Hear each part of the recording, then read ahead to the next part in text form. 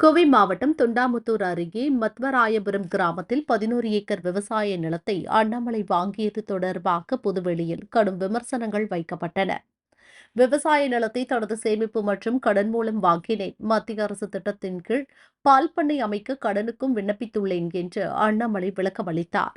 இந்த நிலையில் தனது விவசாய நிலத்தில் தீவனம் அறுவடை செய்து மாடுகளுக்கு உணவு அளித்து பராமரிக்கும் வீடியோவை அவரே வெளியிட்டார். இது பற்றி அண்ணாமலை கூறியது: எங்கள் குடும்பம் ஆண்டாண்டு காலமாக விவசாயத்தை முழுநேர பணியாக செய்து வருகிறது. அரசியலுக்கு இடையே இயற்கை விவசாயம், மண் சார்ந்த விவசாயம் குறித்த புத்தகங்களை படிக்கிறேன். காங்கேய மாடு உட்பட நிறைய மாடுகள் வளர்க்க ஆசை. அதற்கான வேலைகளை செய்கிறேன். அதே நேரம் மத்திய மாநில அரசுகள் தரும் சலுகைகளை பயன்படுத்தி விவசாயத்தை செம்மைப்படுத்தும் பணியில் ஈடுபட்டுள்ளேன்.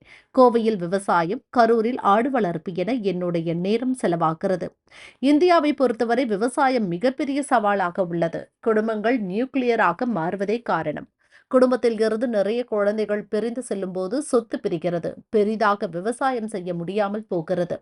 அமெரிக்காவில் பெரும் விவசாயிகள் இருக்கின்றனர். இந்தியாவில் சிறு குறு விவசாயிகளாக மாறிக்கொண்டிருக்கின்றனர்.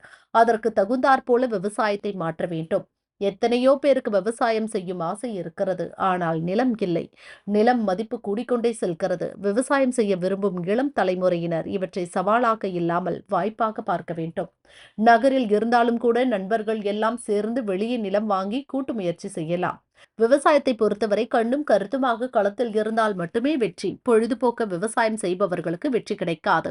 இளம் தலைமுறையினர் விவசாயத்தில் லாபம் தரும் விஷயங்களை கற்றுக்கொண்டு அடிப்படை அறிவையும் வளர்க்க வேண்டும் என்று அண்ணாமலை கூறினார்.